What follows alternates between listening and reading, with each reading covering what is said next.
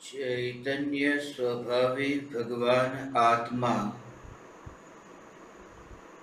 अनादि अनंत शुद्ध चैतन्य मात्र है। ज्ञान मात्र है। मैं शुद्ध चैतन्य मात्र, ज्ञान मात्र, भगवान आत्मा हूँ। प्रति समय यह जागृति बनी रहे, इस जागृति का नाम धर्म है। देह की प्रत्येक क्रिया के काल में और विकल्पों के बहते प्रवाह के काल में ज्ञानी को प्रति समय यह जागृति रहती है कि मैं चैतन्य तत्व इस देह की किसी भी क्रिया में और विकल्पों के बहते प्रवाह में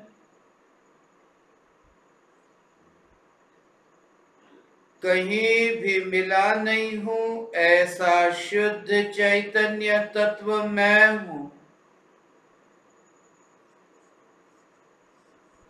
प्रति समय स्वयं की शुद्ध चैतन्य सत्ता का बोध आत्म जागृति ही धर्म है। चैतन्य तत्व की स्व संवेदन प्रत्यक्ष निर्विकल्प अनुभूति होते ही देह होने पर भी देहातीत दशा प्रकट होती है।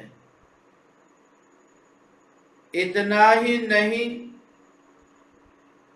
विकल्प होने पर भी विकल्पातीत दशा प्रकट होती है। चैतन्य तत्व की निर्विकल्प अनुभूति होते ही आत्मा में अतीन्द्रिय आनंद का सागर उछलता है, फिर भी ज्ञानी की दृष्टि उस अतीन्द्रिय आनंद के सागर की ओर भी नहीं जाती और दृष्टि चैतन्य तत्व पर ही टिकी रहती है। यह चैतन्य तत्व ही मैं हूं। चैतन्य तत्व की निर्विकल्प अनुभूति होते ही ज्ञान दीपक प्रज्वलित होता है।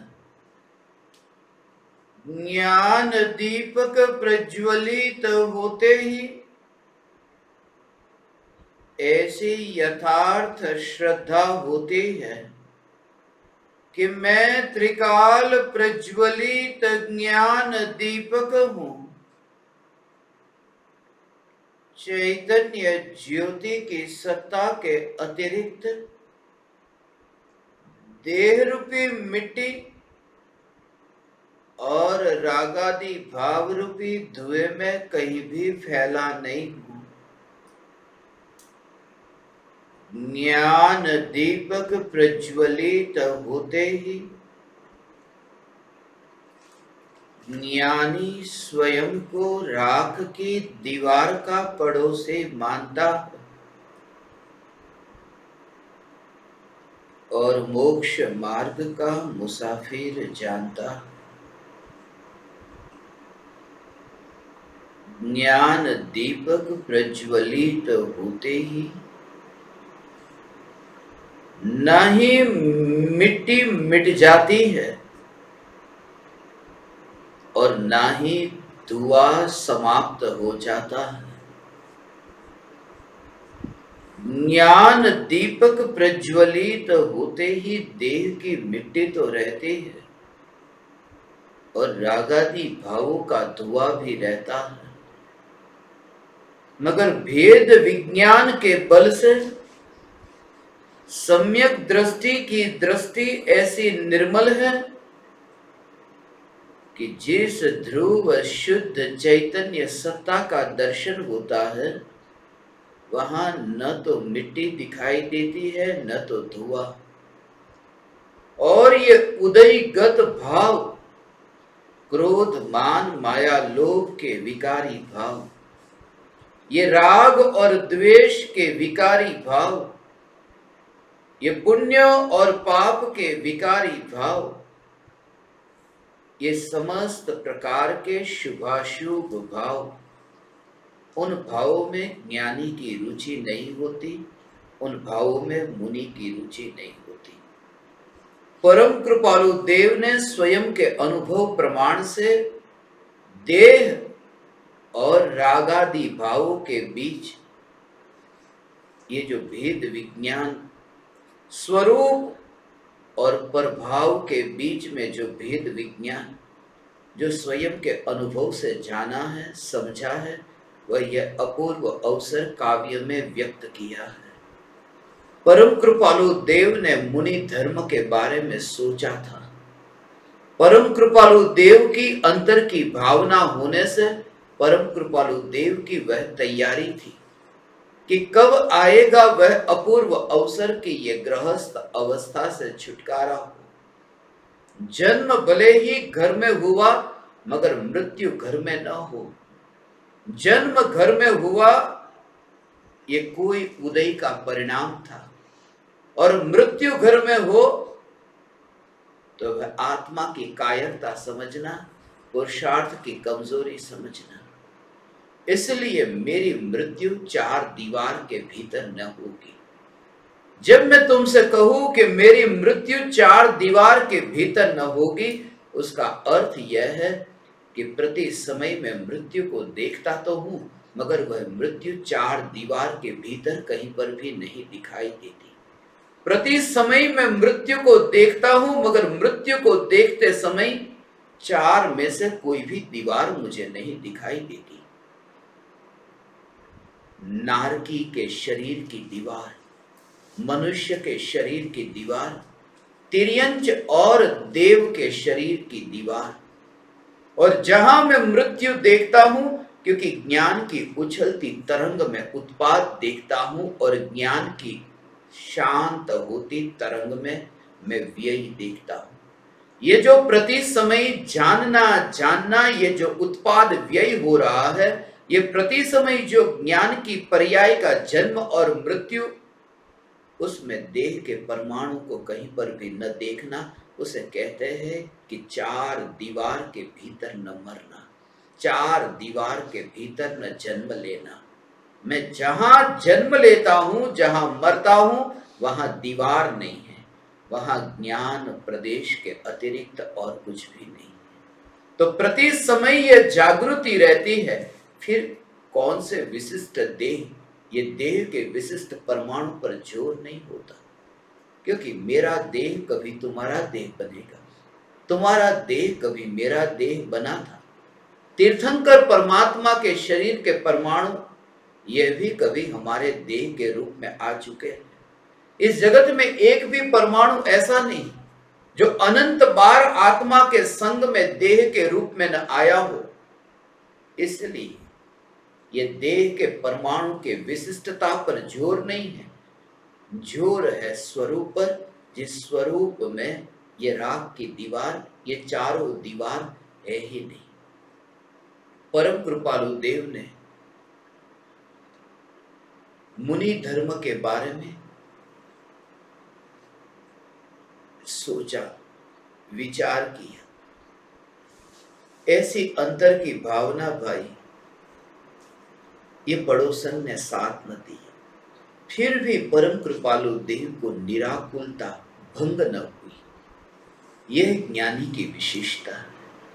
मुनि धर्म का पालन हो, यह भावना है, मगर सभी भावना फलीभूत तो नहीं होती। विकल्पों की पूर्ति हर बार तो नहीं हो जाती, और जब भी विकल्पों की पूर्ति हो जाए तो वो विकल्पों की पूर्ति भी तत्समय की योग्यता जानना, उस विकल्प की पूर्ति के कारण ये बाहर में घटना घटी ये मत जानना, यह भी योग्यता जानना, यह भी भवितव्यता, इसे भी नियति जानना, इसे भी होनहार जानना, इसे भी यथा योग्य होना, ऐसा ही परिणमन जानना परम कृपालु देव को जागृति थी। मुनि धर्म अंगीकार तो न हुआ, वे वन की ओर तो न गए, मगर आगे कदम बढ़ा। परम कृपालु देव मुनि होने के लिए ही आगे गए। अंतिम घड़ी में जब देह छूट रहा था, परम कृपालु देव भविष्य में एकावतारी हुए, भविष्य में प्रकट होने वाला मुनि धर्म, उस मुनि धर्म की ओर गए, उस मुनि धर्म की ओर गए। ठीक है, एक वस्त्र ने साथ न दिया, उस वस्त्र पर थिगड़े न लगाए, उस वस्त्र को उतार दिया, नया वस्त्र पहन करके पहुंच गए। सम्राट के महल में जाना था तो फिर वह थेगड़े वाले वस्त्र पहनकर न गया, और नया वस्त्र पहन करके फिर वो वहां गया। ऐसा ही तीर्थंकर परमात्मा के समोसरण में जब ज्ञानी जाता है तो ऐसे ही इस देह को छोड़ करके परम कृपालु देव मोक्ष महल की यात्रा करते हैं, इस देह के परमाणु को यहीं पर ही छोड़ करके। ये देह ने साथ न दिया, इस देह ने किसको साथ दिया है? ये देह किसी का भी न हुआ, अज्ञानी का तो न हुआ, केवल ज्ञानियों का भी न हुआ। इसलिए पावापुरी जाकर के मैंने खोजा महावीर भगवान के शरीर के परमाणु को, कहीं पर भी न मिले।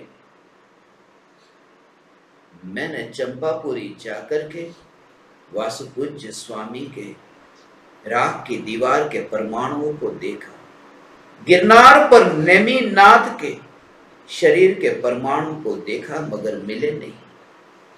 तीर्थंकर परमात्मा के शरीर के परमाणु थी, इस लोक में पहचाने नहीं जाते कि यह भगवान का शरीर था, जो शरीर की सुंदरता और गुणगान गाते हैं स्वर्ग के देव।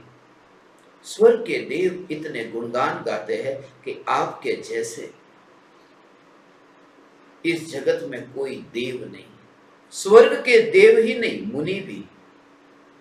मानतुंग आचार्य भक्तामर में कहते हैं कि आप जैसा इस जगत में और कोई भी नहीं। आपके शरीर के ये जो परमाणु है वे ऐसे परमाणु शांत है जो इस लोक में इतने ही थे जिनसे आपका शरीर बना। इसके अलावा शांत परमाणु थे नहीं। यदि होते तो हे भगवान हम यहां न होते, कुछ यहां होते, कुछ वहां होते, मगर हम सब यहां है आपके चरणों में, क्योंकि आपके शरीर का जो निर्माण हुआ है वे शांत परमाणु इतने ही थे, इसलिए कोई कंपटीशन वहां नहीं है कि आपके जैसा कोई दूसरा हो। मगर वे परमाणु शांत थे, ये बात झूठी है। कोई भी परमाणु शांत और अशांत नहीं होता। अशुद्ध पर्याय अशांति है, शुद्ध पर्याय शांति है। ये आत्मा की पर्याय में ही अशांति है और शांति है। परमाणु में न शांति होती है न अशांति होती, मगर शांत स्वरूप में लीन होकर शांति की पर्याय को उपलब्ध परमात्मा के योग में जो परमाणु आए उन परमाणु को भी शांत कहा। इसलिए भक्ति व्यवहार से परम कृपालु देव को भी मुनि के प्रति भक्ति का भाव था, मगर परम कृपालु देव ने मुनि के स्वरूप को बाहर से और भीतर से ये दोनों अपेक्षा से जो समझाया है, और इस पंचम काल में कृपालु देव ने चौथे काल के मुनि के बारे में नहीं कहा। अपूर्व अवसर में कहीं पर भी यह नहीं लिखा चौथे काल के मुनि और पांचवें काल के मुनि। मुनि का स्वरूप ऐसा होता है। मुनि कहा, ये मुनि का, ये उनके लिए है जो परम कृपालु देव को दिन रात पूजते तो है, मगर वस्त्रधारियों को साधु मान करके दिन रात उनके बगल में बैठते हैं। उन्हें परम कृपालु देव के इन वचनों को अच्छी तरह समझना चाहिए। अपूर्व अवसर एवो क्यारे आवशे, क्यारे थईशु आभ्यांतर निर्ग्रंथ जो, ये नहीं कहा। बाह्यांतर, बाह्य से भी और अंतर से भी। निर्ग्रंथ कब होंगे ये कहा। परमात्मा का स्वरूप भी निर्ग्रंथ का, आंगी वाला, आभूषण वाला, ये परमात्मा का स्वरूप नहीं कहा, निर्ग्रंथ कहा। जब मुनि को निर्ग्रंथ कहा तो परमात्मा को ग्रंथि वाला कैसे कहे? जब मुनि को बाह्य और अंतर से निर्ग्रंथ कहा तो परमात्मा को बंधन वाला कैसे कहे? इसलिए परम कृपालु देव के इन वचनों को समझे। आज तक तुमने ये पद तो पढ़ा है, अपूर्व अवसर बहुत बार पढ़ा। अब जो मैं तुम्हें परम कृपालु देव के इन शब्दों के जो भाव कहता हूं उन भावों को सुनो, और मैं जो तुम्हें वचन देता हूं, कोई भी प्रवचन लेकर के आओ जिन प्रवचनों में तुम्हें यह भाव सुनाई दे, ये भाव तुम्हें सुनने को मिले। और जब तुम आओगे तब मैं तुमसे कहूंगा कि पूज्य गुरुदेव श्री कांजी स्वामी ने ये भाव कैसे खोला। समय सार की आत्मख्याति टीका को पढ़ करके परम कृपालु देव ने अपूर्व अवसर पर टीका कैसे की, लिख करके नहीं, बोल करके, प्रवचन के माध्यम से। इस पद में 4 कषाय का वर्णन किया। सुबह हमने 2 पर चर्चा की। क्रोध प्रत्यय तो वर्ते क्रोध स्वभावता, मान प्रत्यय तो दीन पणानु मान जो। मुनिराज को क्रोध के प्रति क्रोध स्वभावता वर्तती है, अर्थात क्रोध की उपेक्षा होती है। क्रोध की ओर दृष्टि न करे और दृष्टि स्वरूप की ओर। मुनिराज को भी क्रोध का भाव है। मुनिराज को कैसा क्रोध? कुछ ना कुछ क्रोध मुनि को भी अभी बाकी बच गया। कुछ न कुछ अभी गड़बड़ है कि मुनि को जो हर अंतर मुहूर्त में स्वरूप में लीन होते हैं, जो वितराग परिणति को उपलब्ध हुए, ऐसे मुनिराज को क्रोध, संजुलन क्रोध, मुनिराज को ये क्रोध आता है। ये क्रोध आता है संज्वलन कषाय का जब उदय होता है। 7वां गुणस्थान अभी है संज्वलन कषाय का मंद उदय है, और 6ठे गुणस्थान में संज्वलन कषाय का तीव्र उदय है। इसको समझे, संज्वलन कषाय का तीव्र उदय है। जब मंद उदय है तब 7वें गुणस्थान में शुद्धोपयोग है। शुद्धोपयोग है, भगवान आत्मा को स्वसंवेदन प्रत्यक्ष देखना हो रहा। ये देखना हो रहा है, यदि इतना देखना हो रहा है, इतनी रुचि है, इतनी एकाग्रता है, इतनी तन्मयता है, तो फिर ये मुंह मोड़ा क्यों? इतना भी मुंह मोड़ा न। 7वें गुणस्थान से वह त्रिकाली ध्रुव न्यायक से मुंह मोड़ करके, ये त्रिकाली ध्रुव न्यायक से मुंह मोड़ करके शास्त्र लिखने का जो विकल्प उत्पन्न हुआ, उपयोग उस विकल्प में गया। उपयोग त्रिकाली ध्रुव न्यायक से हट करके उपयोग उस विकल्प में गया जो लिखने का विकल्प आया। ये भी एक न्यायक देव की उपेक्षा हो गई। व्यक्ति वहां न हो और तुम उसे छोड़ करके जाओ तो ठीक है, मगर व्यक्ति वहां है और तुम उसे छोड़ करके जा रहे हो, उतना भी समय नहीं, कोई तीसरा नहीं चाहिए। रेस्टोरेंट में प्रेमिका और प्रेमी जाए, वेटर है मगर वेटर के साथ में यदि प्रेमिका कहे कि मैं आधे घंटे के लिए मिलने आती हूं, अब वो रेस्टोरेंट में वेटर के साथ में 5 मिनट 10 मिनट बात करे, कैसा लगे कि उसको इतना भी प्रेम नहीं। यदि इतना प्रेम हो तो ये समय मिला, उस समय को क्यों गवाए? और साक्षात सामने प्रेमिका है, प्रेमी है। जब पर्याय के सामने द्रव्य है, ये होने पर भी उदयगत जो ये वेटर, उदयगत जो ये क्रोध का भाव, ये कषाय का भाव, ये राग का भाव आया, उपयोग उस राग की ओर गया और ये शास्त्र लिखने के लिए बैठ गया, और त्रिकाली ध्रुव है होने पर भी उसकी ओर न देखा है, वो गया नहीं। ये भी एक त्रिकाली ध्रुव न्यायक की उपेक्षा। 6ठे गुणस्थान में मुनिराज को त्रिकाली ध्रुव न्यायक की उपेक्षा हो रही है, और इसलिए जब 7वें गुणस्थान में ऐसी एकाग्रता होती है, तब संजुलन क्रोध का भी 8वें गुणस्थान से अभाव हो जाता है। ये क्रोध का स्वरूप क्रम से ऐसा, इसलिए कहा संजुलन क्रोध पहले, मान बाद में, माया बाद में और लोभ बाद में। ये क्रम से सबसे पहले क्रोध जो उपेक्षा हो रही थी, वह उपेक्षा अब नहीं होती है। क्रोध प्रत्यय तो वर्ते क्रोध स्वभावता, मान प्रत्यय तो दीनपणानु मान जो। मुनि को भी अभी मान इसलिए है क्योंकि अभी भेद जानने में आ रहा है, और सिर्फ भेद जानने में ही नहीं आ रहा है, उस भेद का वेदन भी हो रहा है। ये भी एक हीनता का भाव, ये भी एक हीनता का भाव है। भगवान पूर्ण शुद्धता को प्राप्त है और मैं अपूर्ण हूं, मैं अपूर्ण हूं, यह अपूर्णता भी हीनता है। कबीर पंथी को तुम देखो, कहते हैं छोटे हो जाओ, बड़े मत बनो। हाथी जैसे रहोगे तो कहीं पहुंच न पाओगे, चींटी की तरह छोटे हो जाओ, कहीं भी तुम चले जाओगे। छोटे बनकर के जीवन जियो, छोटे होकर के बड़प्पन में जीवन मत जियो।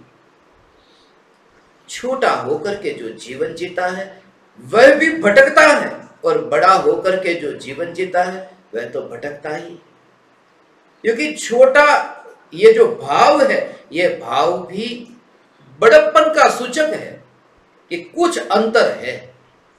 मैं तो छोटा हूं और तुम बड़े हो। इसलिए सम्यक दृष्टि स्वयं को अपने शिष्य से बड़ा नहीं देखता, शिष्य को परमात्मा देखता है। कितना भी पापी शिष्य आए ने, तो पापी शिष्य को भी परमात्मा, पापी शिष्य आए तो भी परमात्मा देखता है। जो शिष्य नीचे है उसको भी परमात्मा, और जो सिद्ध भगवान ऊपर है तो स्वयं को सिद्ध देखता है, स्वयं को सिद्ध देखता है और शिष्य को भी परमात्मा देखता है। माने सिद्ध में और शिष्य में, ये दोनों में अंतर नहीं देखता, ये समानता, नीचा भी न देखना और ऊंचा भी न देखना। इसलिए क्योंकि विशिष्टता नहीं दिखती। और एक रहस्य, नीचा और ऊंचा ये जो भेद है, ये मुनिराज को अभी है। पूर्ण निर्विकल्प अनुभूति हो तब नीचे और ऊंचे का भेद न हो। कैसे? मुनिराज को कैसा नीचापन और कैसा ऊंचापन, वहां तो कोई भी नहीं। निर्विकल्प अनुभूति में 4 बजे अनुभूति हुई, 1 मिनट के लिए अनुभूति रही, वहां तो कोई नहीं, न महावीर भगवान है, न तो कोई शिष्य है, फिर वहां नीचा ऊंचा कैसा? मगर निर्विकल्प अनुभूति के काल में द्रव्य और पर्याय का अभेद मिलन होता है।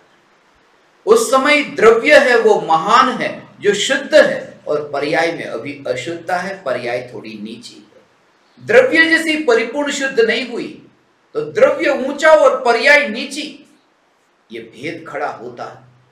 इतना भी ऊंचा और नीचा का भेद खड़ा हो, जब पूर्ण निर्विकल्प हो तब जैसा द्रव्य ऐसी ही पर्याय, तब कोई भेद का भाव न रहा, ये ऊंचा और ये नीचा, तब पूर्ण निर्विकल्प होगा।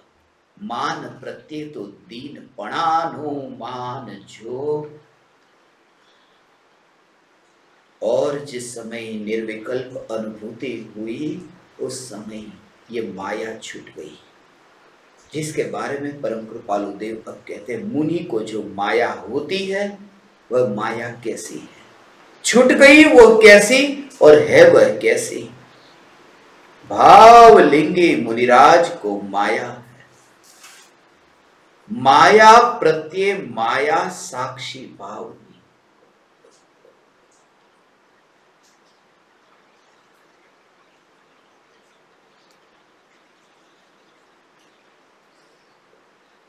मन में होई सो वचन उचरिए, वचन होई सो तन सो करिए, ये सरलता,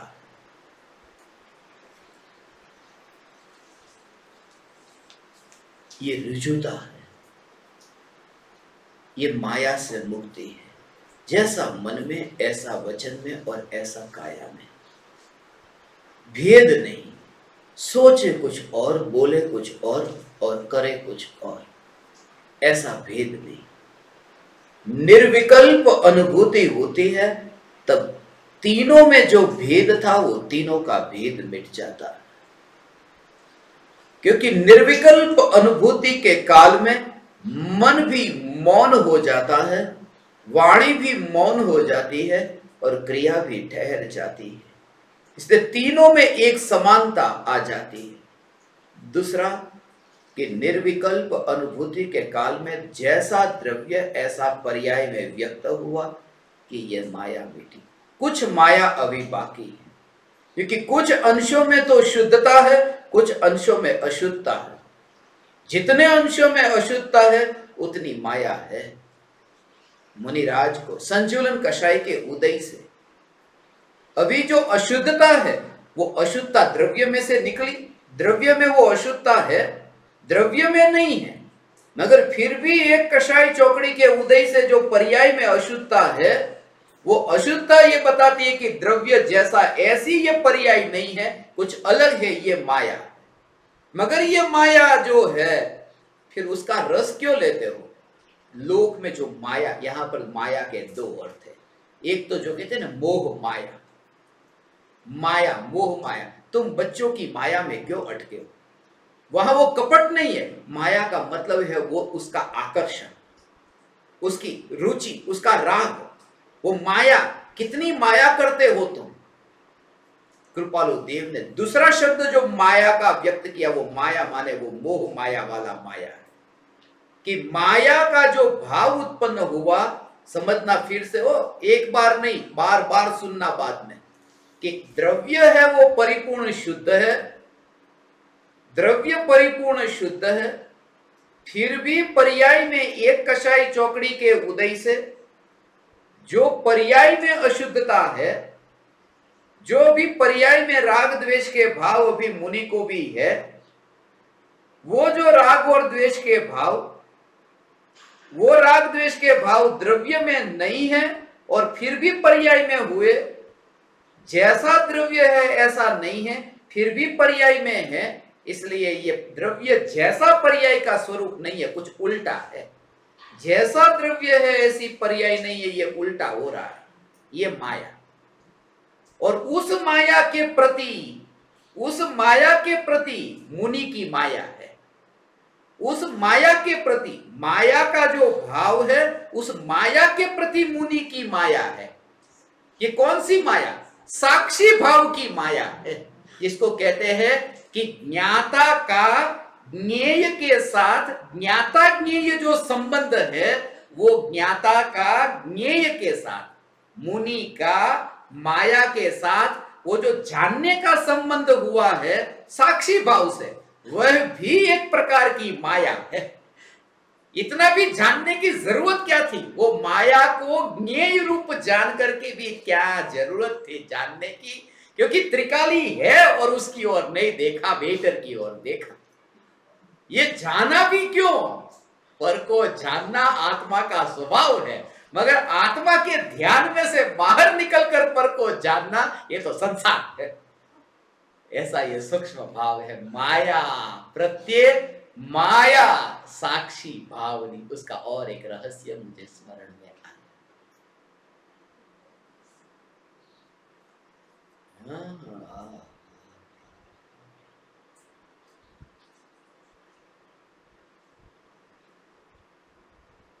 ऐसा स्वरूप है कृपालु देव।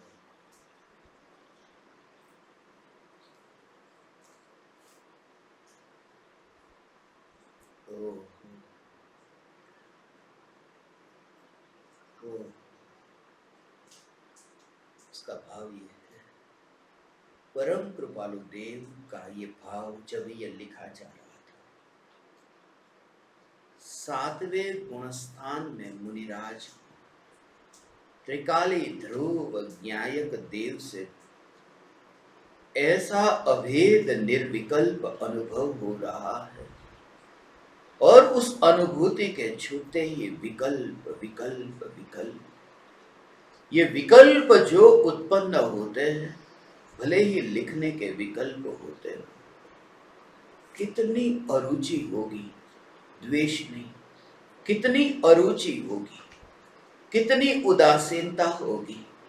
उपदेश देने का भाव आए तो उन भावों में भी जिनकी कितनी उदासीनता होगी। मोह तो नहीं, रुपये का मोह तो नहीं, रुपये का मोह तो नहीं, गुरु का मोह तो नहीं, मगर गुरु के प्रति जो राग का भाव है, वह राग का भाव द्रव्य में नहीं है। फिर भी ये राग का भाव उत्पन्न हुआ है, फिर भी ये राग का भाव उत्पन्न हुआ, उसमें भी कोई दोष नहीं। शरीर मिला, काला मिला, गोरा मिला, बलवान मिला, निर्बल मिला, जैसा मिला, उसमें क्या दोष? ये राग का भाव उत्पन्न हुआ, उसमें दोष नहीं। मगर ये जो राग का भाव उत्पन्न हुआ, उस राग के भाव को ज्ञान का ज्ञेय जाना, राग के भाव को ज्ञान का ज्ञेय जाना, और जिसने जाना, जिसने ये जाना, वो जानने वाली जो ज्ञान की पर्याय, जिसने ये माया के भाव को जाना, जिस ज्ञान की पर्याय का विषय ये माया बनी, निर्विकल्प अनुभूति से बाहर आते ही ज्ञान की पर्याय का विषय ये माया बनी। और ये ज्ञान की पर्याय क्या कर रही थी वहां?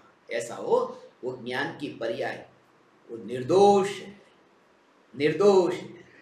मगर उतना तो हो गया, भगवान निर्दोष है। क्या हुआ? ऐसा हुआ हो, ऐसा हुआ। रास्ते पर लड़ाई हुई, ऐसा हो। कृपालु देव मुंबई में थे ने, तब वहां पर अंग्रेज की सरकार के काल में ये हुआ था। सब कृपालु देव जानते हैं, कोर्ट कचहरी को भी। कृपालु देव कोर्ट में साक्षी होता है। समझना बहुत सूक्ष्म भाव है, कौन विरला समझेगा इस भाव को, मगर तुम समझोगे, इसलिए ये मैं कहता हूं भगवान तुम समझोगे, ये समझोगे तुम, क्योंकि ये भाव आज नहीं खुले तो कौन खोलेगा ये भाव। इसलिए ये रहस्य तुमसे कहता हूं।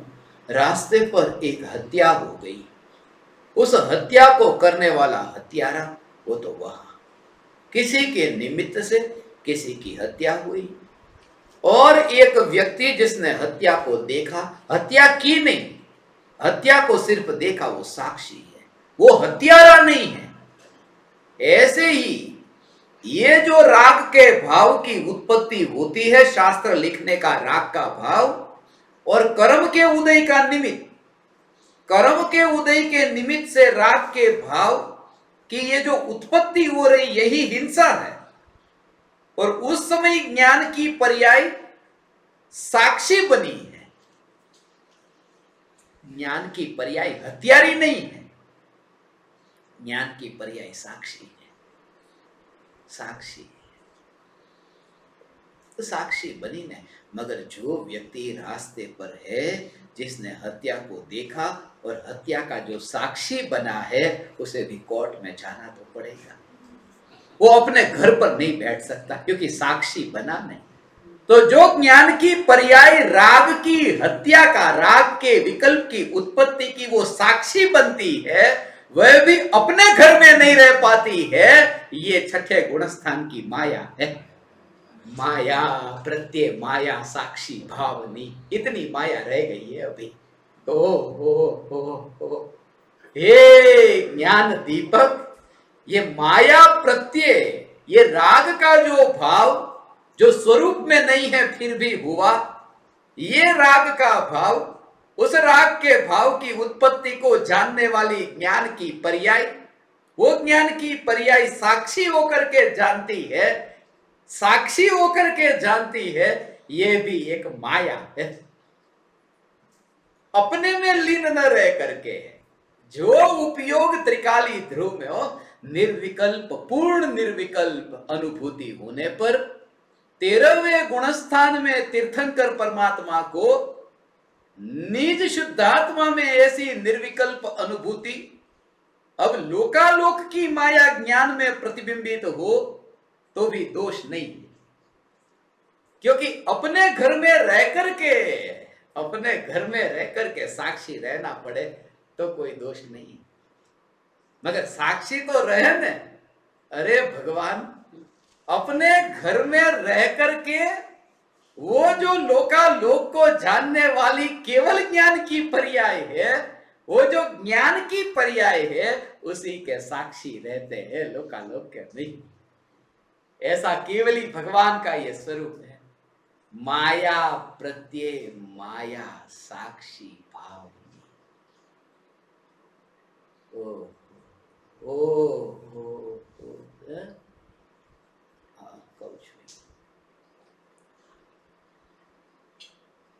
अमृत चंद्र आचार्य ने समयसार में जो भावना व्यक्त की है, वह भी एक प्रकार की माया है, वो संचलन माया। मैं कौन हूं, मैं कौन, कभी कभी लोग कहते तुम कौन होते हो, ज्ञानी की निंदा करने वाले। अमृत चंद्र आचार्य देव की एक कमजोरी थी, अमृत चंद्र आचार्य देव को ऐसी माया थी। अरे ज्ञानी कभी अपने से ऊंचे जो हो उनके दोष कहते हैं। क्रोध करना दोष नहीं, क्रोध मान माया लोभ ये दोष है कि सद्गुण है? दोष है। फिर भी कृपालु देव कहते हैं मुनि का क्रोध ऐसा होता है, ऐसा हो, जिनको मस्तक झुकाते हैं वो मुनि, ऐसे क्रोध वाले, मान वाले, माया और लोभ वाले मुनि, ऐसे मुनि, उन मुनि राजों को मैं नमस्कार करता हूं। ऐसा क्रोध मान माया लोभ वाले मुनि ऐसे, और फिर क्या कहते हैं, ये सब क्रोध मान माया लोभ जहां होता है ऐसे मुनि, और अंत में क्या कहते हैं, ऐसे मुनि अपूर्व अवसर है वो क्या रहा। कभी आएगा मेरा ये अपूर्व अवसर कि मैं ऐसा क्रोध वाला होऊंगा, ऐसा क्रोध वाला, मान माया लोभ वाला मैं होऊंगा भगवान, ऐसा ये भाव आता है। ये ऐसा स्वरूप है। अमृत चंद्र आचार्य की माया के बारे में कहता था मैं, अमृत चंद्र आचार्य कहते हैं, यद्यपि मैं तो शुद्ध मात्र चैतन्य मूर्ति हूँ, फिर भी परिणति मलिन हुई है मोहोदय से। परम विशुद्धि को पावे वह परिणति मेरी, समय सार की आत्मख्याति नामक व्याख्या से। शुरुआत में ही ये लिखा कि मेरी परिणति परम विशुद्धि को प्राप्त हो। माने परिणति में अशुद्धता है, इसलिए तो परम विशुद्धि। मैं शुद्ध हूं, ये तो मैं शुद्ध हूं, फिर भी पर्याय में ये अशुद्धता है। पर्याय में जो ये अशुद्धता है, बस हम जानते हैं, ये सब ये जानते हैं। दुनिया में तुम्हें ऐसा कि अरे ये माया में करता हूं, ये माया का किसी को पता चल जाएगा तो क्या होगा। तुम्हें कैसा लगता है? जल्दी से जल्दी तुम कोशिश करते हो माया ऐसी करो कि पकड़ में ना आओ, और ज्ञानी कहते ये माया को कोई देख ले, ये मुझसे नहीं सहन होता, ये माया ही छूट जाए। क्योंकि द्रव्य में शुद्धता है और पर्याय में अशुद्धता, ये जो ड्युअलिटी है, ये अंदर और बाहर का जो भेद है, ये जो माया हो रही है, ये माया को कोई जानता है तो और ज्यादा अच्छी माया करो नहीं, उस माया को जानने वाली अनंत केवल ज्ञान की पर्याय है। जो केवल ज्ञान की पर्याय में ये माया प्रतिबिंबित होती है, इसलिए अनंत ज्ञानियों के ज्ञान में ये माया छुप नहीं सकती। एक ही उपाय है कि स्वरूप का आश्रय लेकर के ऐसी पूर्ण शुद्धता प्रकट हो कि ये माया भूतकाल में थी, ऐसा केवल ज्ञान में जानने में आए। जब मुनि होंगे ना, फिर मुनि के बाद में अरिहंत पद प्राप्त होगा। ऐसी माया भूतकाल में हो रही थी, अब नहीं, कभी थी ये माया, कभी थी, और वह भी पर्याय में थी, द्रव्य में नहीं। माया प्रत्यय माया साक्षी भावनी, लोभ प्रत्यय नहीं लोभ समान जो। मुनिराजों का जो लोभ है ना, ऐसा लोभ, उसके समान कोई दूसरा लोभ नहीं। मुनिराज का जो लोभ है, उसके समान और कोई लोभ नहीं। यही तो लोभ है। मैं परिपूर्ण शुद्ध हूं और पर्याय वर्तमान में अशुद्ध है। तीन कषाय चौकड़ी के उदय के अभाव पूर्वक वितराग परिणति जो सकल चारित्र रूप है, ऐसी जो मुनिराज की दशा, वो कहते हैं कि मेरी परिणति वर्तमान में मलिन हुई है। वे ये कहते हैं मेरी परिणति वर्तमान में मलिन हुई है। ये तो थोड़ा बहुत शास्त्र का प्रवचन सुन लिया, मेरे में भूल हो ही नहीं सकती। इतना पढ़ लिया, भूल कैसे होगी? इतने सालों से गुरुदेव को सुना, अरे इतने साल से गुरुदेव को सुना, मुझसे कैसे भूल हो सकती है? अरे भगवान, गुरुदेव ने जिनको सुना और पढ़ा, वो ये कहते हैं कि हमसे भूल होती है। ये परिणति की अमृत चंद्र आचार्य कहते हैं, हमसे ये भूल होती है, परिणति मलिन है। और एक लोभ बाकी रह गया है, मुनिराज का लोभ है। परम विशुद्धि को पावे वह परिणति मेरी, ये एक लोभ है। ये लोभ से कब छूटे? ऐसा ओ ओ ओ ओ ओ ओ ओ दूसरे है ओ ओ जैसा है ऐसा है, जैसा है ऐसा है, यही स्वरूप है। स्वीकार स्वीकार। प्रति समय ये जागृति कि अशुद्ध पर्याय से पूर्ण शुद्धता, ये मोक्ष का लोभ है, ये मोक्ष का लोभ है। पुण्य और पाप का ये बंधन, ये तो बंधन देखा, अब दोनों में से कुछ भी नहीं चाहिए, ऐसा हो। आज का दिन तो है ना पुण्य पाप का दिन, तत्व 7 भी होते हैं और तत्व 9 भी होते हैं। आज 7-9 का दिन मुझे इसलिए याद आता है, तत्व पुण्य पाप को जोड़ दो तो 7 में 2 जोड़ दो 9 हो जाएंगे। आज वो पुण्य पाप का दिन, कि पाप चाहिए या तुम्हें पुण्य चाहिए, कि 2 में से कुछ भी नहीं। मुझे तो पाप से भी मुक्ति चाहिए और पुण्य से भी मुक्ति चाहिए, मुझे मुक्ति चाहिए, इसको यहां लोभ कहते हैं। पाप भी नहीं चाहिए, पुण्य भी नहीं चाहिए, मुझे तो दोनों से छुटकारा चाहिए। ये चाह में ही तो लोभ है, क्योंकि त्रिकाली ध्रुव भगवान आत्मा जिसमें पाप पुण्य का बंध नहीं, उसको तूने बंध वाला स्वीकार तो कर लिया, तभी तो चाहना करता है। ऐसा हो, मैं कब करोड़पति हो जाऊं, ये अंबानी अदानी ऐसा बोलने लगे, मैं करोड़पति कब हो जाऊं, कि जो है पहले से करोड़पति वो ऐसा कहे कि मैं पूर्ण शुद्धता को प्राप्त हो, यही मेरी चाहना है। तो फिर भी हो मेरी चाहना, पूर्ण शुद्धता को प्राप्त हो ये चाहना है। फिर मुनिराज से किसी ने पूछा कि ऐसी चाहना भी करने योग्य नहीं, जब आपको पता है तो फिर ये चाहना क्यों? तो कहते ये उदयगत परिणाम है, ये मैं नहीं। मोक्ष प्रकट हो ये भाव भी उदय का परिणाम है, ध्रुव में नहीं है, ये ध्रुव चैतन्य में नहीं है।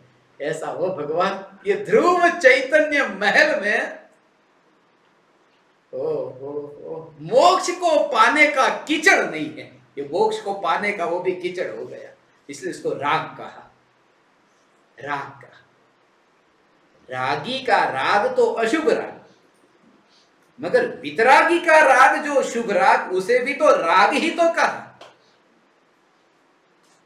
वितरागी का राग वितरागता नहीं कहा, राग मात्र, ये सब अशुद्धता। ऐसा लोभ, ये बाहर का लोभ तो लोभ है ही नहीं, ये तो बस यहां जो सामने बैठा है ना, एक ज्ञान दीपक, तुम्हें ये सब बताने की जरूरत है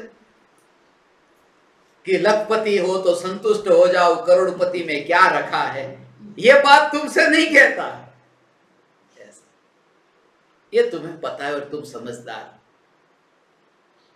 आज मैं ज्ञान दीपक से कह रहा था, ये ज्ञान दीपक कि कमाई कम होती है, मुझसे कहता है कमाई बहुत कम होती है, मगर संतोष है, अच्छी बात है, कम कमाई है, संतोष है, संतोष से जीना। क्योंकि मैंने ऐसे जानवर से भी बदतर जीवन जीने वाले करोड़पतियों को देखा, जानवर से बदतर। कम संतोष, कम कम कम करके, कम बिजनेस करके संतोष से रहना तो समय भी मिलेगा। यदि बिजनेस इतना फैला होता है ना, 8 घंटे का 10 घंटे काम करना ही पड़ेगा, 10 घंटे का 12 घंटे करना पड़ेगा। ये यहां जितने भी मेरे सामने ज्ञान दीपक बैठे, कोई फैक्ट्री वाला नहीं,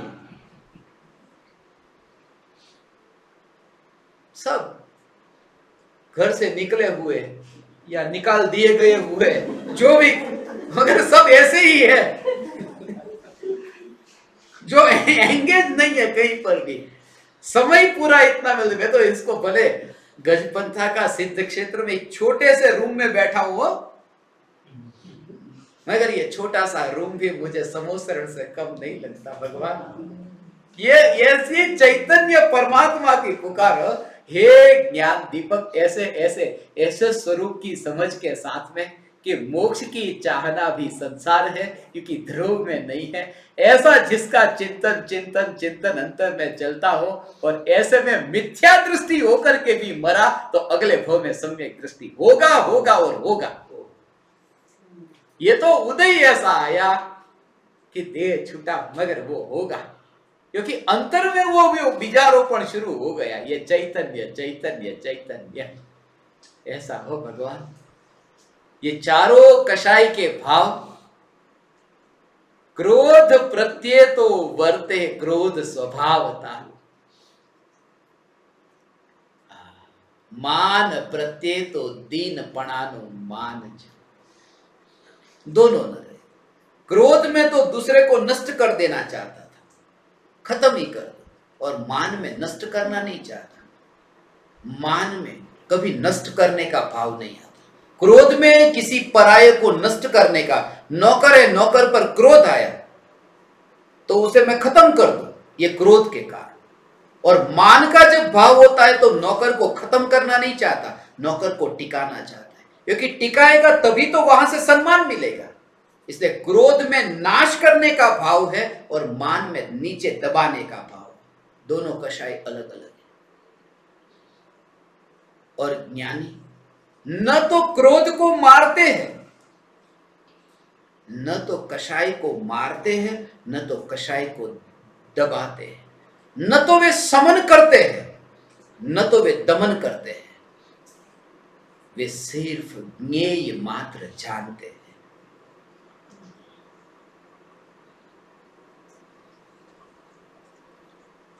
मान प्रत्यय तो दीन पड़ानु मान जो।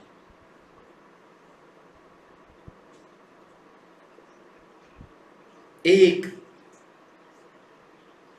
अंतर में ही अंतर में ये घटित हो, पराये में तो नहीं। छोटी सी बात में कृपालु देव ने कहा ने, मनुष्य में मान न होता तो यहीं पर ही मोक्ष होता, क्योंकि मनुष्य गति में मान की इतनी तीव्रता है, इतनी तीव्रता। हॉलीवुड की एक अभिनेत्री, शादी हुई और शादी के 3 घंटे के भीतर ही तलाक हो गया।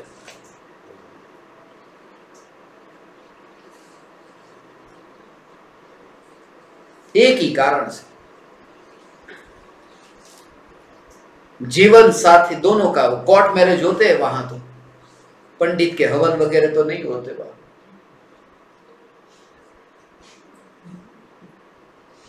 अग्नि को क्या साक्षी में रखना।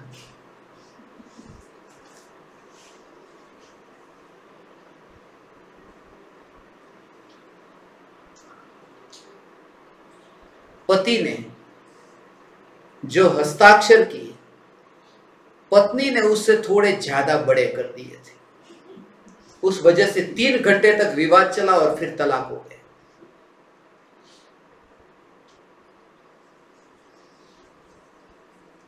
ये ऐसे बढ़ता ही जाता है, बढ़ता ही जाता है। इसलिए कहता हूं, ये होता है ऐसा, ये मान का भाव ऐसा है। आज आप लोग मेरे सामने बैठे हो और मुझे सुनते हो, आप इतनी तारीफ करोगे, ऐसी बात कभी मैंने नहीं सुनी। मैं सच कहता हूं, इससे भी मान पैदा होता है।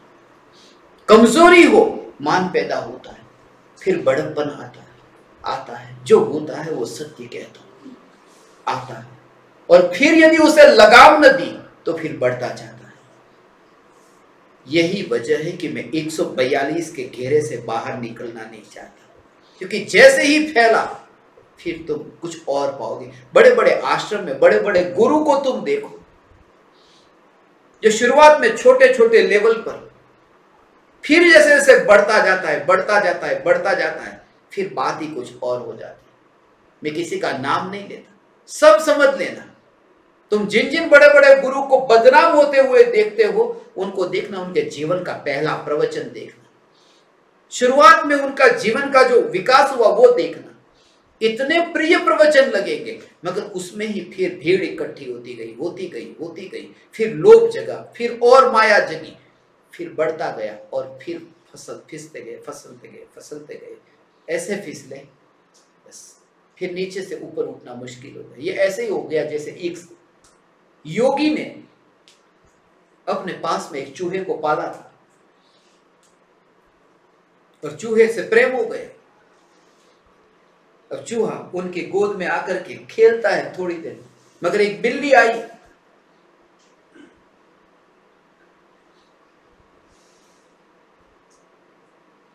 अब बिल्ली चूहे को खा जाए तो चूहा डर गया था। चूहे ने उस योगी से कहा, कुछ करो, ये बिल्ली खा जाएगी, मैं तुझे वरदान देता हूं, तू कुत्ता हो जा। चूहे को कुत्ता बना दिया। जैसे ही चूहे को कुत्ता बनाया, ये कुत्ता डरने लगा कि चीता मुझे खा जाएगा तो क्या होगा। फिर उस कुत्ते को ऐसा वरदान दिया कि तू सिंह हो जा, शेर बना दिया। और जैसे ही शेर बनाया कि उस शेर ने फिर उस योगी पर जो प्रहार किया, जैसे ही प्रहार करने गया, तुरंत ही योगी ने मंत्र फूंक दिया, पुनर्मुषको भव, फिर से चूहा हो जा। और वो चूहा हो गया। वो कहानी है ऐसी। वहां जितनी आसानी से चूहा दोबारा हो गया, असली जीवन में ऐसे सरलता से वो शेर चूहा नहीं हो जाता, वो बढ़ता ही जाता। इतना आसानी से असली में नहीं होता, वो कहानी थी। इसलिए कहता हूं, हे ज्ञान दीपक, कृपालु देव को आदर्श बना करके जिए। इसलिए कहता हूं, न तो मेरा कोई घर होगा, न मेरा कोई आश्रम होगा। मैं एक फकीर की भांति, जब तक मुनि न हो, एक फकीर की भांति रास्ते पर सो करके जीऊंगा, खेत में सो करके जीऊंगा, पहाड़ पर, गुफा में आनंद से, मस्ती से जीवन जीऊंगा। मगर न आश्रम का गुलाम बनूंगा, न किसी घर का गुलाम बनूंगा। अब मैं मस्ती में रहूंगा। क्योंकि जब फैलता है, तुमने कृपालु देव के बड़े बड़े आश्रमों को देखो ना। आज आश्रम बनाना और फैलाना बहुत आसान है, मगर उसके बाद में गुरुदेव और कृपालु देव के आश्रम में जब मुख्य जो उस आश्रम का प्रमुख जब मर जाता है, जब चले जाते हैं, विदा हो जाते हैं, उसके बाद में जो कोर्ट कचहरी, लड़ाई झगड़ा, और उसके बाद वो सब मैंने देखा है। इसलिए कहता हूं, फकीर की भांति रहना चाहता हूं और तुम उसमें मुझे साथ देना। यदि मैं तुम्हें आश्रम में न बुलाऊं, किसी आश्रम को बांध करके, और तुम्हें ऐसे गजपंथा जैसे पहाड़ पर बुला लूं, कभी खेत में बुला लूं, कभी पांडव लेणी की गुफा में बुला लूं, या अंजनगिरी की उस चोटी पर बुला लूं, या फिर इस नासिक के स्मशान में बुला लूं, बैठ जाना। मेरा कोई आश्रम न होगा, मैं मरते समय तक आश्रम में न जाऊंगा। मेरा कोई आश्रम न होगा, मैं फंसूंगा नहीं।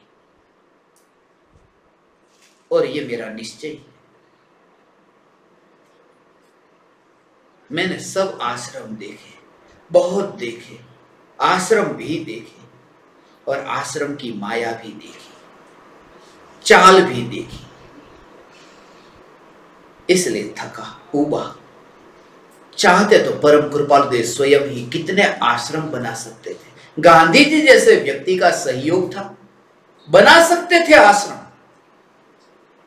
मगर नहीं। मैं परम कृपालु देव को आदर्श मानता हूं इस मामले में, जिन्होंने अपने सामने ऐसे सुपात्र जीव देखे, उन्हीं की संगति में रहे। इसलिए तो कहता हूं, सुपात्र जीव। इसके बारे में मैं विस्तार से कहूंगा कभी समय मिला, कि परम कृपालु देव ने जिन 4 साधकों को चुना था, उनमें विशेषता क्या देखी थी, और उनमें जो विशेषता देखी थी वो अपने मां बाप में क्यों नहीं देखी थी। परम कृपालु देव जैसे महापुरुष इतनी बड़ी भूल तो नहीं कर सकते, कुछ तो कारण होगा ना। अपने भाई को नहीं, अपनी संतानों को नहीं, और उन 4 जीवों को आत्मसिद्धि शास्त्र, तीर्थंकर परमात्मा की दिव्य ध्वनि का सार, और द्वेष नहीं था मां के प्रति। मेरा भी मेरी मां के प्रति द्वेष नहीं है। मैं प्रतिदिन मेरी मां की तस्वीर को पूजता हूं। रोज मेरी मां के चेहरे को देख करके मैं मस्तक झुकाता हूं। मेरा द्वेष नहीं। मगर बात हो रही है सुपात्र जीव की, कि जो भाव से मैं ये जो पुकार करता हूं, ये रहस्य खोलता हूं, उसे समझ सके, ऐसे जीव की। हे ज्ञान दीपक, परम कृपालु देव को समझने के लिए तुम्हें उस दशा तक थोड़ा ऊपर उठना होगा, तभी तुम समझ पाओगे। परम कृपालु देव जो स्वयं ही बंधना नहीं चाहते थे, मुक्ति को स्वभाव जाना, मोक्ष को स्वभाव जाना, तुम जानबूझ करके ही भागते हो मुक्ति से, स्वतंत्रता से भागते हो, बंधना न पड़े, कहीं ना कहीं फंस न जाए। मगर तुम फंसना चाहते हो, स्वतंत्रता से छूटना चाहते हो। कोई तो जेल से छूटना चाहे, तुम स्वतंत्रता से छूटते हो। जब भी मैं चार दीवार के भीतर आऊं, तब मुझे लगता है स्वतंत्रता से मुक्त होकर ये दीवार में क्यों। एक जर्मन विचारक हुआ, एरिक फ्रॉम उसका नाम था। उसने किताब लिखी एस्केप फ्रॉम फ्रीडम। उस किताब को मैंने जब पढ़ा,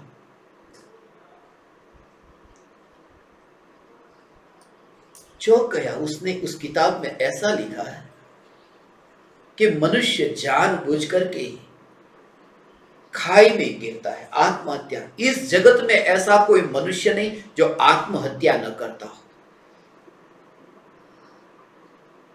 कहीं ना कहीं लोभ की खाई में न गिरता हो। और ऐसा ही विचार पश्चिम में एक बहुत बड़ा मनोवैज्ञानिक हुआ, जिसने हजारों मरीजों को ठीक किया। मनोचिकित्सक था, कार्ल गुस्ताव जुंग उसका नाम था। मगर उसने भी एक रहस्य खोला कि बुढ़ापे में, जैसे जवान को, आज पश्चिम के देश में इतने लोग पागल क्यों होते हैं, और खास करके अमेरिका के इतने पागल खाने में मैं गया हूं,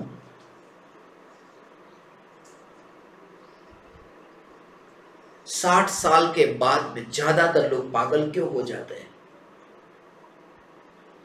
एक कारण से, वो कारण गुस्ताव जुंग ने कहा कि जैसे भर जवानी में जवान को शादी की जरूरत पड़ती है, पत्नी चाहिए, भोग चाहिए, ऐसे ही बुढ़ापे में यदि धर्म न मिला तो पागल हो जाता है। इसलिए भारत में बूढ़े इतने पागल नहीं होते जितने जवान पागल हैं, और पश्चिम में पागलों की संख्या बूढ़ों की ज्यादा है, क्योंकि बुढ़ापे में धर्म का साथ मिलता है। जवान पागल होता है भोगों के पीछे भाग करके। मैंने भारत के भी पागल खाने देखे। पंजाब में गए थे, यहां पर थाना का पागल खाना है जहां पर अपना प्रोग्राम हुआ, मुंबई का सबसे बड़ा पागल खाना। मगर जवान ही जवान देखोगे, बूढ़े नहीं है, कुछ कुछ मात्रा में।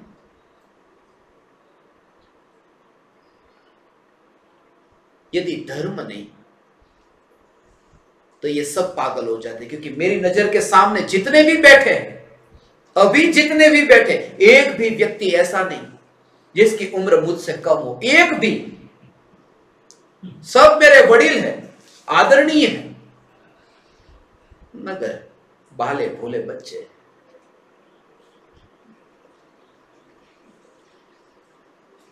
थोड़ा चढ़ाना पड़ता है, थोड़ा।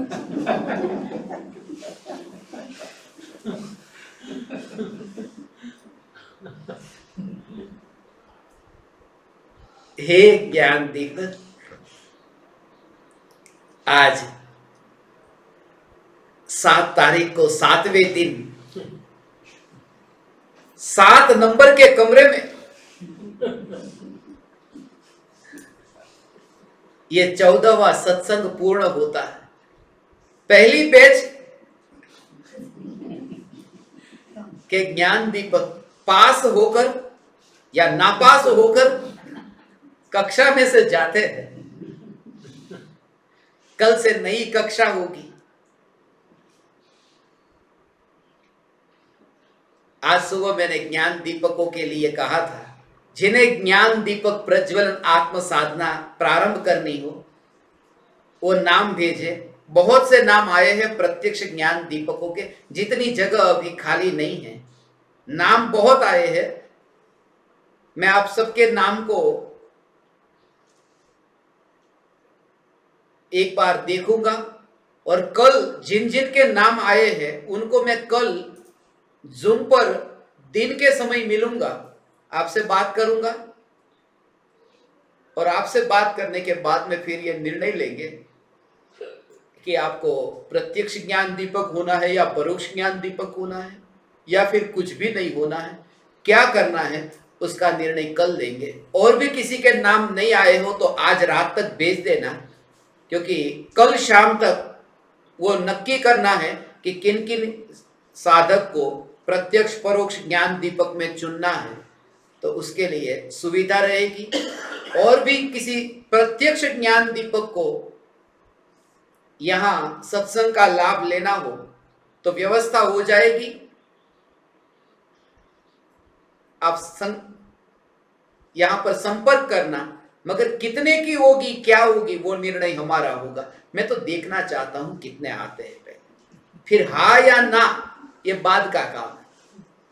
ये तो कसौटी है कि कौन ये भाव व्यक्त करता है कि मुझे आना है, मगर नकली वाले को मैं फंसा दूंगा, आ जाओ, इसलिए बच करके रहना। आप समस्त ज्ञान दीपकों को प्रणाम करता हूं, आपने मुझे इतना प्रेम दिया।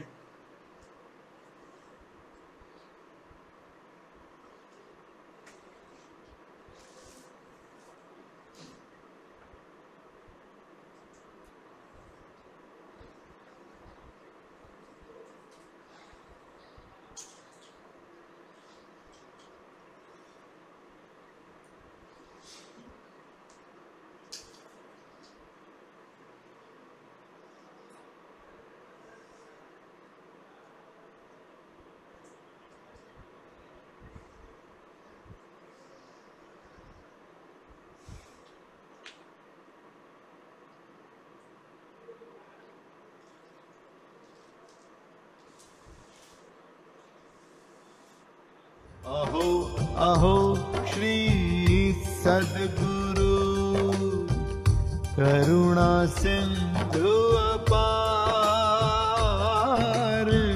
इस पामर पर प्रभु किया अहो अहो उपकार,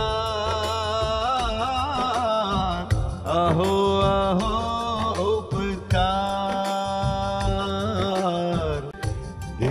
सहित जिनकी दशा वरते देहा